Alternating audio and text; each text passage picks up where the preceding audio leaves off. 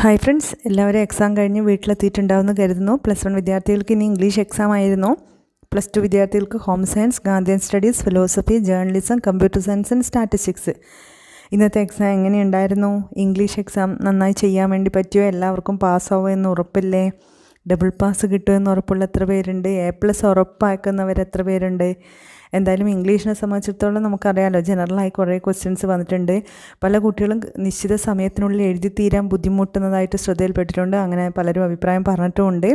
ചിലവർ ടഫാണെന്ന് പറഞ്ഞു, ചിലവർ കുഴപ്പമില്ല എന്ന് പറയുന്നുണ്ടായിരുന്നു. എന്തായാലും ഇന്നത്തെ ഇംഗ്ലീഷ് എക്സാം നിങ്ങൾക്ക് എങ്ങനെ ഉണ്ടായിരുന്നു എന്ന് വീഡിയോയുടെ താഴെ കമൻറ്റ് ചെയ്യുക. എത്ര മാർക്ക് കിട്ടും? ഹാപ്പിയാണോ? അല്ല, മാർക്ക് പ്രതീക്ഷിച്ച രീതിയിൽ പ്രതീക്ഷിച്ച രീതിയിൽ എഴുതാൻ പറ്റിയില്ല എന്ന് തോന്നിയോ? സമയം മാനേജ് ചെയ്യാൻ നിങ്ങൾ ബുദ്ധിമുട്ടിയോ? എന്തായാലും നിങ്ങളുടെ കമൻസിനായി കാത്തിരിക്കുന്നു.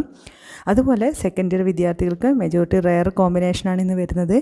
ഹോം സയൻസ് എഴുതിയ കുട്ടികളുണ്ട്, ഗാന്ധിയൻ സ്റ്റഡീസ് കുറച്ച് കുട്ടികൾക്കുണ്ട്, philosophy, journalism, computer science, statistics കുറച്ച് കൂടുതൽ കുട്ടികൾക്ക് കണ്ടു.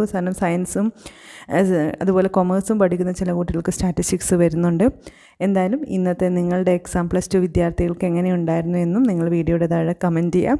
എന്തായാലും നിങ്ങളുടെ കമൻസിനായി കാത്തിരിക്കുന്നു. എന്നിട്ട് കഴിഞ്ഞ എക്സാമിനെ കുറിച്ച് ഇനി ചിന്തിക്കേണ്ട. സന്തോഷപ്രദമാണെങ്കിൽ ആ എനർജി അടുത്ത എക്സാമിന് ഉപയോഗിക്കൂ, അല്ലെങ്കിൽ വാശിയോടെ അടുത്ത എക്സാമിന് വേണ്ടി പഠിക്കൂ. അടുത്ത എക്സാം ഇതിനേക്കാൾ നല്ല എളുപ്പമായി തീരട്ടെ.